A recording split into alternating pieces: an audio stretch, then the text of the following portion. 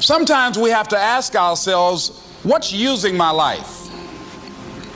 Heard a guy give a lecture one time that says, we are today what we were when. And he was talking about the fact that we, to a great extent, behave, think, react because of some previous experience that we've had.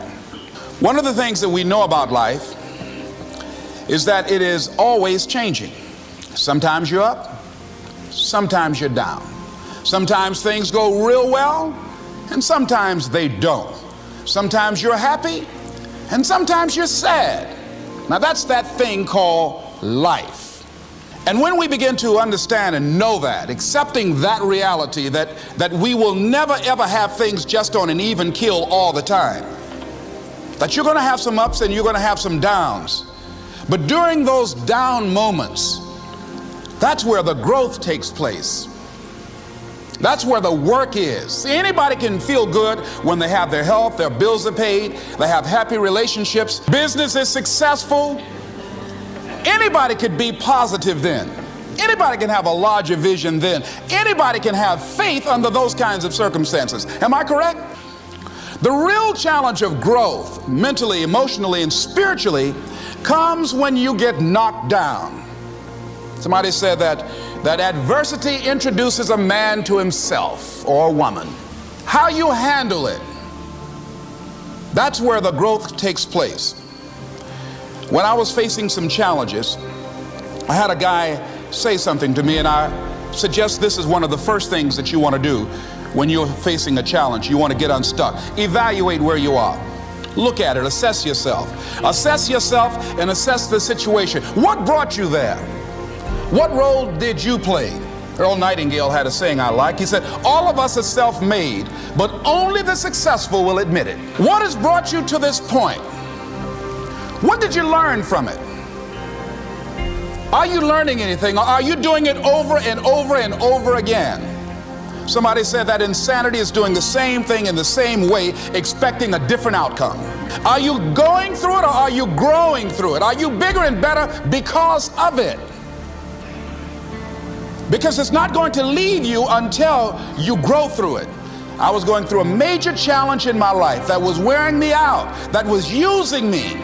You see, your mind is, you know, when you go into a service station to get gas, you don't go in there and just start pumping. When you push the lever up, it clears the previous bill. By the same token, if you want to begin to move, you've got to clear your mind of all the unnecessary luggage and baggage that's weighing us down. I couldn't move, I couldn't think about what am I going to do to get out of this situation, because I was so concerned about what happened and what he did to me and how bad it was. I was so stuck in that I couldn't even focus on what I should have done.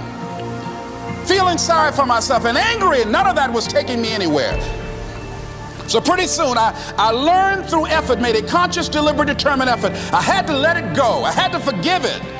Let it go and begin to focus on developing myself. And I say to you, you're going to have people to do things to you. Things are going to happen to you. And the most important thing to do is to harness your will and let it go and move so you can grow, so you can get on with your life.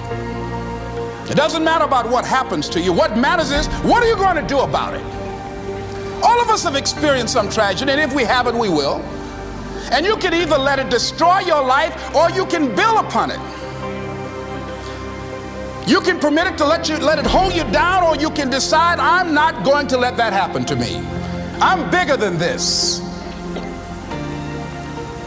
Make a declaration to yourself. Declare all-out war that you're going to get out of this rut.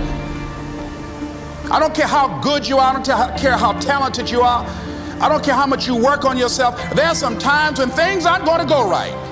They just are not going to go right. There are times when anything that can happen will happen. Murphy's Law will be knocking at your door. Why? I don't know why. That's called life. And you have to deal with it. Sometimes your life will be in a slump, just like sports.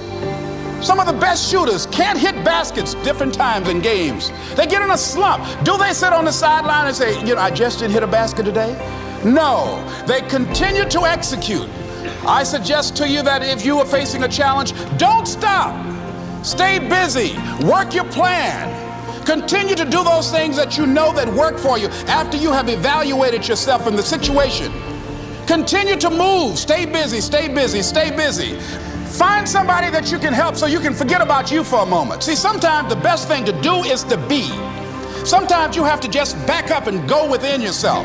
A bow and arrow, you can't take a bow and just push it out an arrow. You just can't push the arrow out.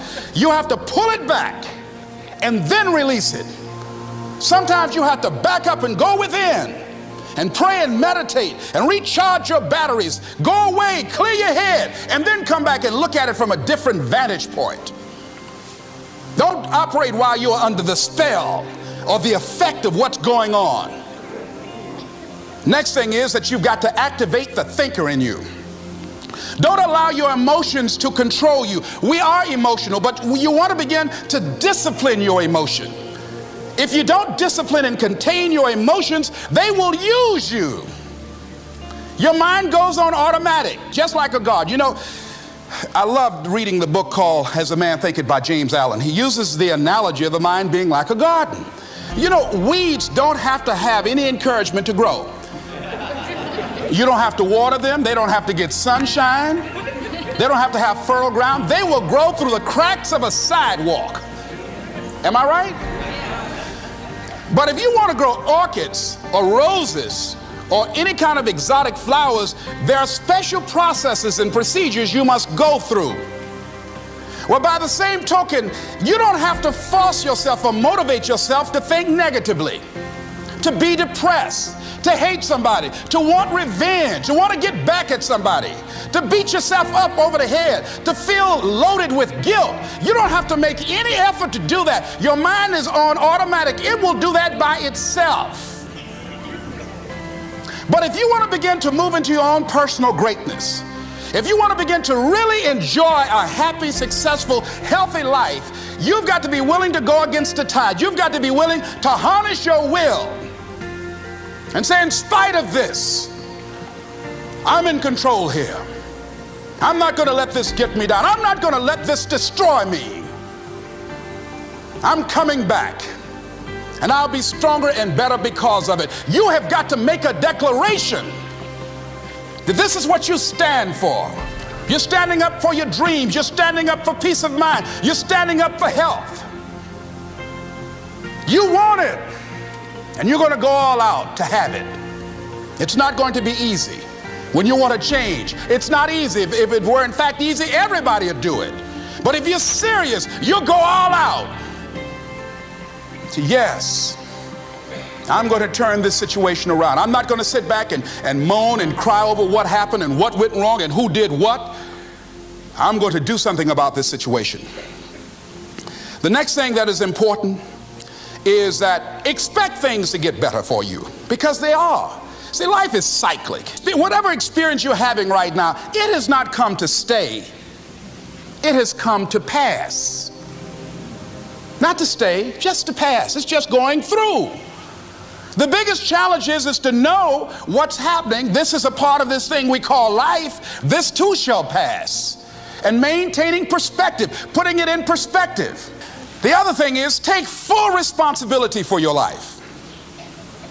Accept where you are and the responsibility that you're going to take yourself where you want to go. Someone said we have two primary choices in life.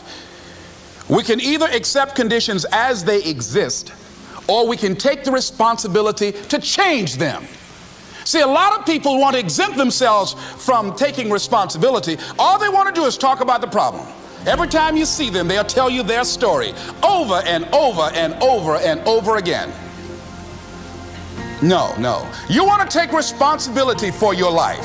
I got me here, I can get me out of this. And I'm getting out. I'm not going to be a volunteer victim. George Bernard Shaw said there are two kinds of people in life.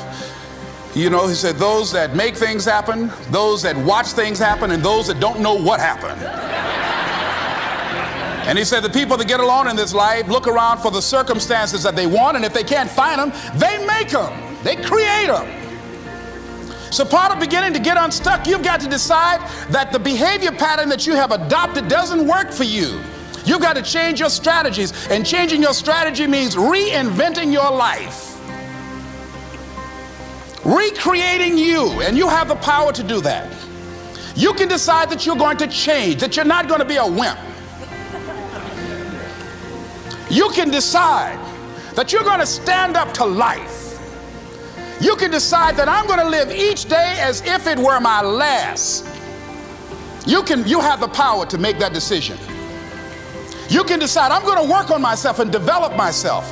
I'm going to empower me. And all of these things that are happening to me right now, they're just temporary inconveniences. They're not stronger than I am. I'm in charge here.